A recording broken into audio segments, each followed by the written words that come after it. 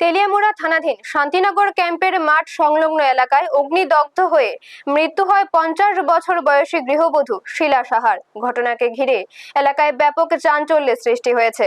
পরিবার সূত্রে জানা যায়, শনিবার সকাল প্রায় 10:30 নাগাদ বাড়ির বারান্দায় আচমকাই এই আগুনে দগ্ধ হন শিলা সাহা। পরিবারের দাবি, তিনি নিজের শরীরে কেরোসিন ঢেলে আগুন লাগিয়ে দেন। আগুনের তীব্রতায় মুহূর্তের মধ্যে গুরুতরভাবে দগ্ধ হন তিনি। তার চিৎকার শুনে ছুটে আসেন প্রতিবেশীরা। পরে খবর পেয়ে ঘটনাস্থলে পৌঁছায় তেলিয়ামুড়া দমকল বাহিনী।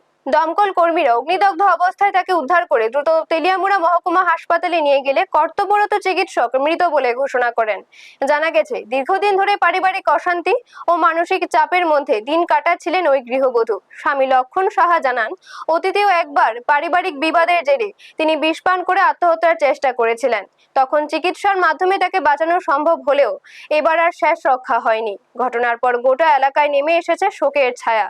তবে এই মৃত্যুর পেছনে শুধুই মানসিক অবসাদ নাকি রয়েছে অন্য কোনো কারণ, তা খতিয়ে দেখছে পুলিশ। ব্যুরো রিপোর্ট, নিউজ তৎকাল 24। আমার ছেলে বলো মিলে না, আপনার স্ত্রী? আমরা মিলি তাই মিলা না বন্ধুরে তাই দরবার আগে একবার বিষ খাইছে গেলাম, মানে কয়েক মানে মাস 3 মাস আগে খাইছে একবার, জীবিত থেকে পালা করে আনছে, সবাই জানে খাইছে। ছেলের নাম কি? ছেলের নাম বনব সাহা। কই আছে এখন? মানে আগরতলা গেছে একটু, মানে এই ঘটনা আগে না পড়ে গেছে? আছে সবার কাছে। আর স্ত্রী? এর বউ, হ্যাঁ এর বউ যেমন তাই 2 মিনিট বাড়া থাকে। রেস্কিউ করছেন আজকে আপনারা?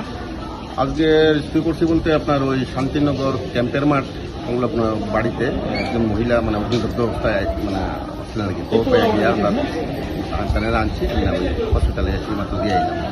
ওনারা রেস্কিউ করছেন নাকি? রেস্কিউ করে মানে 100% বুঝা গেছে। 100%? একদম। কি মনে করতেছেন, আছে নাকি? রেসপন্স তো কিছু নাই, জাস্ট বডি আমরা পাইছি, বাকিটা মানে প্রাথমিকভাবে কি মনে হইতেছে? প্রাথমিকভাবে মনে হইতেছে অ্যাক্সিডেন্টে কি হয়েছে এটা তো পুরোটা তদন্ত বোঝা যাবে। নাম টাম কিছু কি জানা গেছে? না, নামটা জানতে পারছি না আমরা।